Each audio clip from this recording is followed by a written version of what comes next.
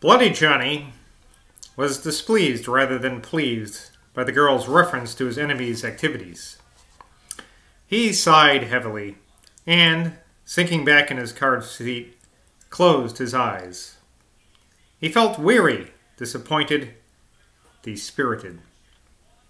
All night long he had been telling himself of the incredible impression that his divine revelation, for so he felt it to be, would make upon these people, stirred up, excited, panic-stricken as they already were by the spring rising waters.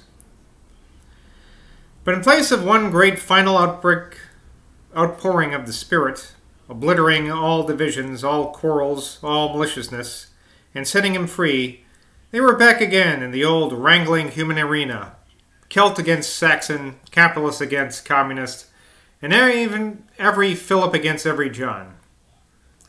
Mr. Gurd had come to Town's End that day in the mood of Elijah, when he was transported to heaven in a chariot of fire. But now he began to feel that his Lord had forsaken him and left him alone with his false prophets.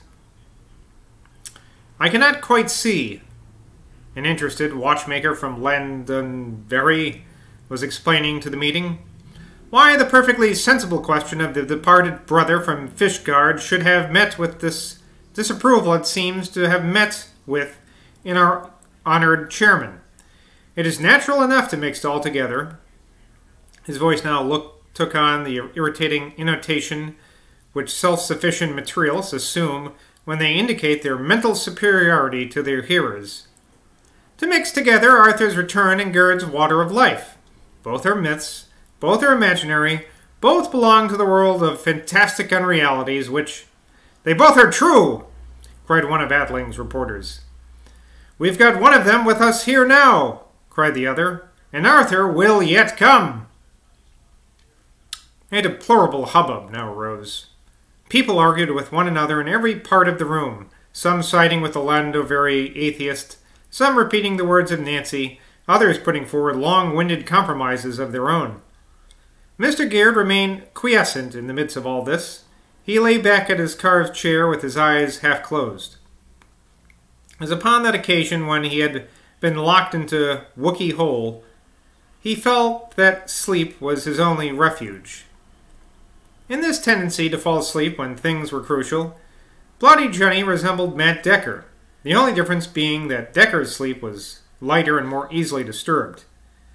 There was undoubtedly something in the chemical composition of that climate, in the languorous blue vapor that hovered over Glastonbury most of the year, and that seemed to emanate from all those drooping, heavy-lichtened apple boughs, and from all that green moss which conducted to sleep as a grand panacea for the strong characters of the place. What happened now was that in proportion, as his crowd of Welsh theologians got more and more absorbed in their complicated arguments, the mayor got more and more sleepy. Nancy could hardly bear to see him nodding so awkwardly there, with his big head drooping, first on one side and then on the other, while every now and then the sheer weight of that massive skull would wake him up from an unpleasant start. But there was nothing the girl could do, and she had already stayed away from the shop as long as she possibly dared. "God knows," she thought, "what I shall find when I get back." She pushed her way between the chairs to the entrance of the rotunda and hurried out of the door. The majestic and self-satisfied head of St. Dunstan did not give her a glance. With abysmal and unctuous contentment, it continued to gaze into space, while it seemed to murmur to itself, "What matter if Arthur never does return? I am here." St. Dunstan would have been much more horrified than Nancy herself was, and she was a little shocked at the nature of the thought that just then the devil put into her head. The thought, namely, what a relief it would be if, when she got back, she found that her husband, Harry the chemist, had been painlessly and peacefully drowned. Young Toosey had hardly turned away from following Mrs. Stickles' departure with the eyes of a veteran connoisseur of ladies, when a yet more beautiful apparition met his gaze, entering the rotunda. This was none other than the mayor of Glastonbury's younger daughter. Crummy was not altogether surprised to find the place in a state of noisy commotion, and her father fast asleep on his chair. "Poor darling," she said to herself. "I expect he didn't sleep at all last night. But he must come.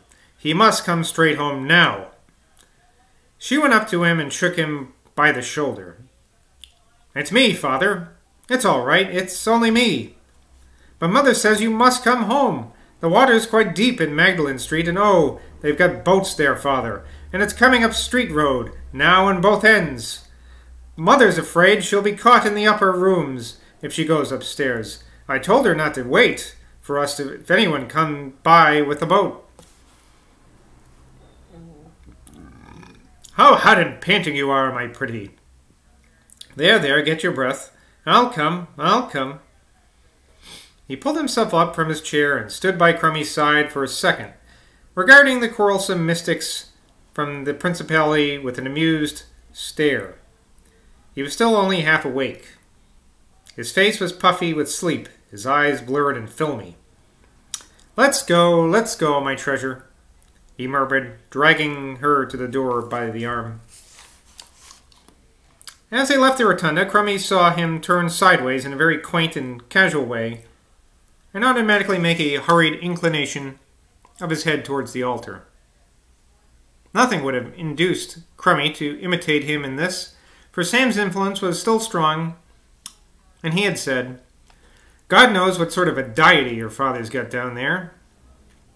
But it did strike her as a curious thing that Mr. Garrett should have already grown so used to this place that he could treat his devil worship, or whatever it was, in that self-forgetful, careless, mechanical fashion.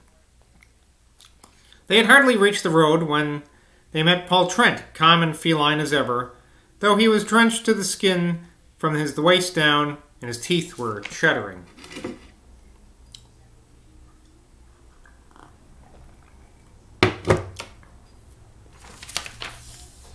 "5 deaths already, comrades," he announced grimly, drawing his beautiful curved womanish lips away from his white chattering teeth in a grin worthy of young Toosey. 2 children out in Beckery, and a mother and 2 children in Dye House Lane. But there are probably lots of others by now, for the water keeps rising every moment. It's sea water, Mr. Garrett. That's what it is, until the moon wanes and tides will go on keeping it at this height." "Have any boats come? Have we got enough boats?" "I should think they have come. From every direction they've been arriving. A motorboat, if you please, has come in from Bridgewater, but there aren't half enough yet. It's been rowing and waiting, rowing and punting, rowing and hauling people out of top windows and pulling people off roofs at 6 o'clock this morning. My hands are blistered from rowing. We've missed you sorely, sir. I can tell you that. All the poor people in paradise." Here Crummy pushed herself between her father and the man from the Scilly Isles, and pinched his arm as hard as she could. But Paul Trent was not to be stopped. "All the poor people in paradise are saying that the mayor deserted the town, and that he left last night by the last train that ran, for Yevil or somewhere." "Did you really hear that said?" Bloody Johnny's voice was so menacing that Crummy thrust her hands into his, and then turning to Paul Trent, cried in vibrant tones, "Stop that now! You only saw that to torment him. You only say that to torment him. You knew where he was. You could have got him any moment. You've always hated Father, Mr. Trent, and now you've got your chance. You're happy to hit him. Yes, you are. You've always hated him." But Mr. Garrett stopped dead in the middle of the road and caught the young lawyer by the sleeve. "Did he really hear that? Did you really hear that?" His voice was like the rumble of underground thunder. Paul Trent shrugged his shoulders, and looked at Crummy. Under normal conditions, the mayor's intensity of emotion would have overawed him. But he had seen such sights and had had such experiences in the last few hours that he was in the mood to face anything. "Of course. And not only in Paradise. I was in Butts Close and Beckery and Manor Road and Dye House Lane. And wherever I was, I heard the same thing.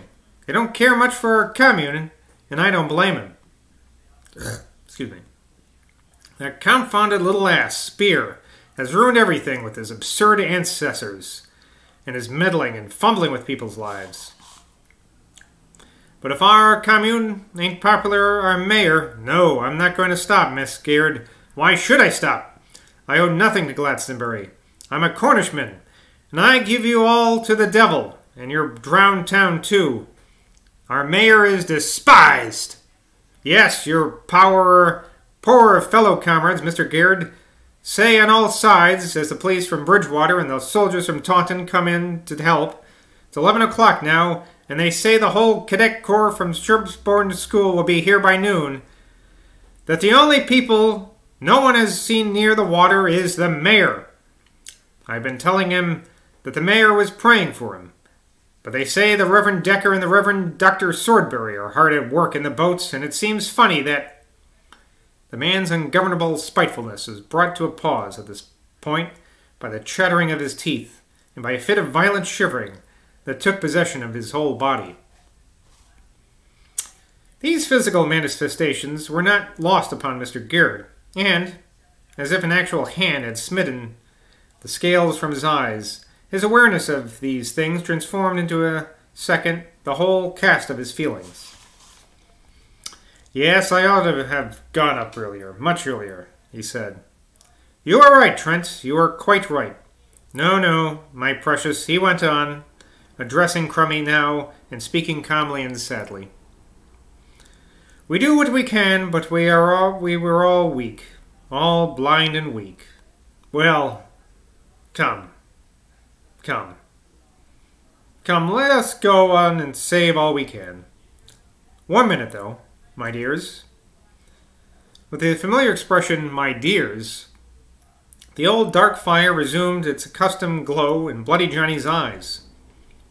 He dropped Crummy's hand and began searching in his pockets. Presently he brought out a brandy flask and quickly untwisted its glass stopper. Here, Sonny, he cried, in a tone he might have used to Elfin Cantle or Steve Lou. Take a swig of this and finish it if you can. You'll be feverish soon. Abashed and uneasy, Paul Trent, instead of putting out his hand to take the preferred liquor, addressed himself nervously to Crummy. You better not come any further, Miss Geard, he said. They'll have taken your mother off by this time. You'd better make straight in for Whirl. Depend on it if you'll find her there now. That's just how people come to grief, wading madly through the water to get to their homes. But Crummy tossed these words aside. Drink what he gives you, when you have the chance, she said, and don't be silly. Under the weight of the combined authority of father and daughter, Paul Trent received the brandy from the mayor and put it to his lips. Deep and long did he drink, and when he returned the flask, his voice had a very different tone. Avanti, he cried. Let's get into any boat that can carry us and do some more roof climbing. Well, Jesus, we're almost at the end. We got like 30 pages left now or so. Anyway, that's Glastonbury for today. Go Gators!